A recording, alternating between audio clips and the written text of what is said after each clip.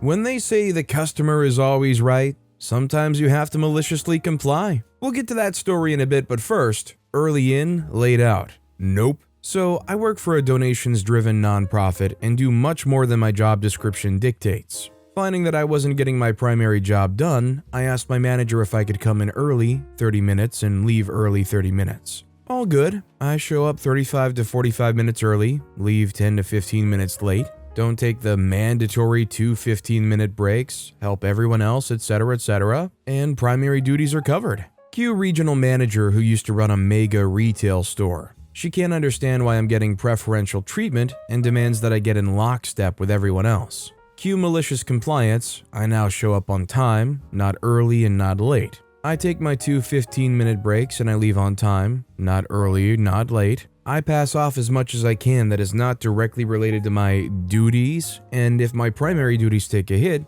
I back up even more. Bottom line, she was getting almost 9 hours of work for 8 hours of pay, and now she's getting 8 for 8. Plus, I've adjusted my attitude to let it all slide off my back like water in the duck. I think the bottom line here is just never work for free regardless. Now, I'm not saying you have to hound the clock and watch for the exact minute it hits 5 p.m. and you're good to go, but definitely in no way should you be working an extra hour every single day and not getting compensated for it. Also, hi, I'm Steven, and if you enjoy awesome stories of malicious compliance, why not hit that subscribe button down below? That said, our next story is, Manager Says Do It Because I Said So. About 10 years ago, I worked at a popular chain Italian restaurant. I was a dishwasher. We had these square plastic things that we put glasses and wine glasses in, then put them through the machine to clean and then to dry. The plastic holders were stackable. Our store was very busy, and so we had a lot of glassware. At the end of the night, we would stack them on a square metal thing with wheels, which we simply called wheels. You could stack like 5 or 6 high. Each holder held about 16-ish glasses. We could then easily move them around and put them in back to clean floors, workstations, etc. For weeks, we'd been telling management that one set of the wheels is broken. It still holds the glasses, but one wheel is missing half, and so it's a semicircle instead of a circle. Nothing gets done. This fateful night, yours truly is closing. We get mostly done and we filled all the wheels and put them all back in, except one set. Manager comes by. Manager says, "Move these glasses to the back." I say, "Can't, boss, that's the broken one, it'll tip over." Manager says, "I said move it." I say, "Okay."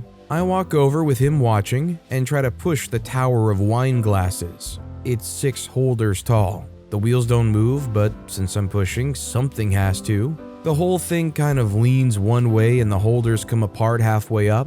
So just imagine 3 on the bottom going one way, as the 3 on top kind of stay in place like a hinge. All 6 come crashing down. Glass shatters everywhere as wine glass stems are easily breakable. I started laughing. Couldn't help it, it was hilarious. The manager says, "You think that's funny?" I say, "Yes, I do. I told you that would happen." I believe there were 4 glasses out of the stack that didn't break.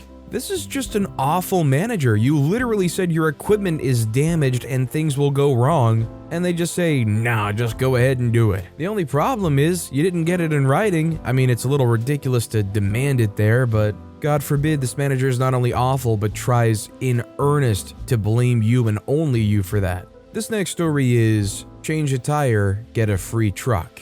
When I was 16, my father said if I changed the tire on his old pickup, I could have it. For a 16-year-old girl with no money to buy anything better than a OMG ugly truck, I had no right to complain, but I really didn't want to learn how to change a tire. So I called my grandfather and asked if he would add me to his AAA, as he'd already paid for my mom's and this would be a great birthday gift. Day after the AAA card came in, I called and had the tire changed. Dad bragged he was able to get me to change the tire. I didn't clue him in until 10 plus years later, and he admitted he didn't qualify how I was supposed to change it. Honestly, I kind of like how both people handled this. I mean, I think it goes without saying, if you're gonna drive a car, you should know how to change a tire. Although I would much prefer if the father walked OP through it, but also OP was just 10 steps ahead with a AAA plan. Our next story is, you want a pizza with everything on it? You got it.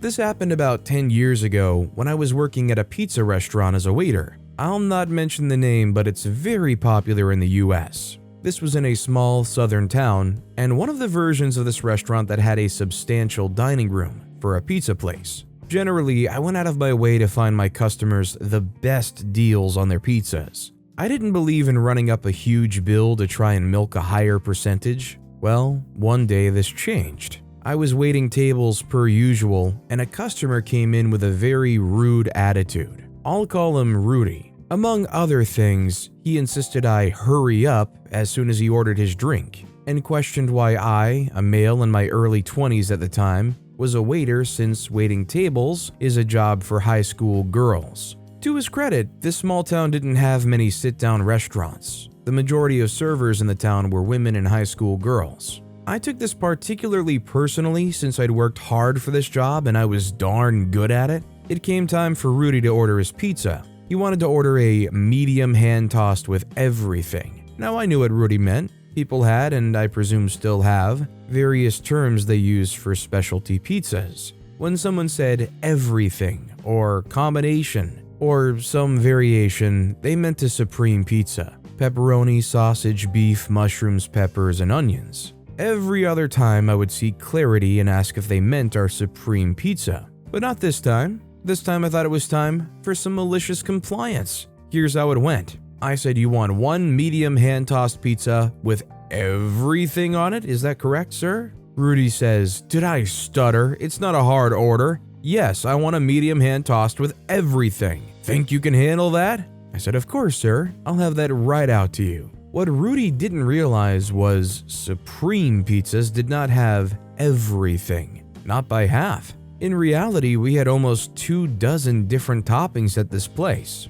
It's been a while, but off the top of my head, I remember sausage, Italian sausage, pepperoni, bacon, Canadian bacon, chicken, bell peppers, banana peppers, jalapenos, mushrooms, onions, black olives, green olives, pineapple, tomatoes, and anchovies. So I went to the computer and began building one medium pizza with everything. I also made it a point to start from a blank base and not build from a supreme reconfiguration, just for a little added maliciousness in my malicious compliance. Once I was done inputting this monstrosity, my shift lead noticed the ticket and came back to me and asked, Opie, what in the world is this? I said, customer asked for a pizza with everything on it, shift leader. They say, you know he probably meant a supreme, right? I said, I double-checked and verified, shift leader. He told me multiple times he wanted a medium hand-tossed pizza with everything. Seemingly satisfied with this answer, my shift lead went back to the cooks and told them to make it. This thing turned out gross. It was so piled on with toppings, the cooks literally had to press it down. Because there were so many toppings, the standard amount of cheese did nothing to cover them like a traditional pizza should. It was effectively just a hot pile of meat and vegetables when it got out of the oven. Once it was out, I put on my best professional smile and delivered the pizza to the table. I had to use 2 hands, it was so heavy. When he looked at his pizza, he didn't have the volatile reaction I expected. It was more a mix of confusion, disappointment, and bewilderment, and then stern rejection. Rudy said, what is this, OP? I said, your pizza, sir. You asked for a pizza with everything on it. He said, that's not what I wanted. I wanted a supreme. I say, sir, that's not what you asked for. You asked for a pizza with everything on it. At this time, I honestly expected him to fight more and demand to see a manager, but seemingly realizing I had given him exactly what he asked for, he just sort of begrudgingly accepted it. I asked him if I could get him anything else, and he said no. I left and just kept an eye on him. He poked around in a slice for a few minutes, but obviously found it unappetizing. The best part was when I got him to bring his ticket, with each of those toppings rang in individually. Rudy ended up being charged $45 for one medium pizza with everything. I was like the cat that ate the canary the rest of my shift. Fallout. I hate to disappoint anybody who may be wanting a huge fallout, but the man had effectively resigned himself to his fate. He paid the bill without incident, though he did stiff me on the tip, as I had expected. I never saw the man again. I later told my shift lead the full story. They laughed and acknowledged the guy deserved it, but told me not to make a habit of that, to which I agreed. all you can really say is you hope the next time this guy goes to a restaurant they aren't a total jerk, or maybe they will still be a total jerk, but at least they'll be a lot more specific with what they want, which is good. Our next story is the customer is always right. About 9 years ago, I worked at a food service job within a retail store. This job was absolutely horrible as I'd got written up for anything and everything I did. If I took my breaks, write up. If I didn't take my breaks, write up. I called out once with a doctor's note saying that I absolutely could not work, as my illness was highly contagious, write up. This was my first time ever calling out. I gave 48 hours notice. The second and last time was for my grandma's funeral, which I'd requested off and was denied. I was written up then too. Any excuse my supervisor could find to write me up, he did. Being in high school at the time, I took this very personally and assumed that I'd done something wrong. I worked there for 2 years, taking each write-up as a learning opportunity. However, I finally reached a point where I recognized that it wasn't my fault, and the malicious compliance began. In this job, there were add-ons, and these add-ons came with an upcharge. I had customers complain to me constantly about not wanting to be charged extra,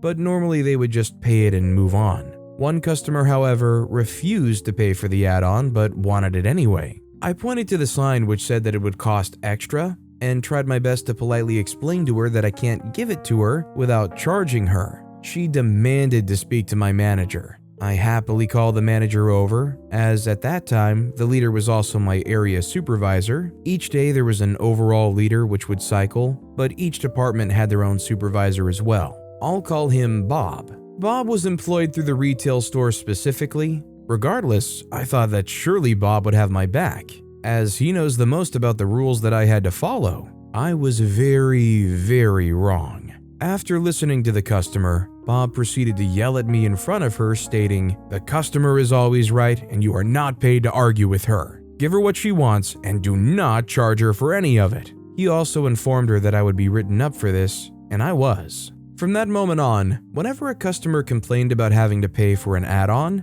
I didn't charge them for it. If they demanded their items for free, stating that they didn't like them or had a bad experience in the past, I gave it to them for free. After all, the customer says that they shouldn't have to pay for it, so who was I to argue? Of course, he meant that I shouldn't argue to the point of the manager being called, but he didn't specify, and I didn't want to be written up for it again, nor did I care to follow a do as I mean, not as I say policy anymore. It didn't take long for the people who worked in the actual retail store to learn that they could also get add-ons for free if they complained about it, as at the time that they were ordering, they were technically customers. Since each add-on costs between 60 cents and $1, and most customers wanted more than one add-on, the company was losing an average of $2 to $3 per transaction on the add-ons alone, not even considering the customers who got their entire order for free. Of course, $2 to $3 doesn't seem like much,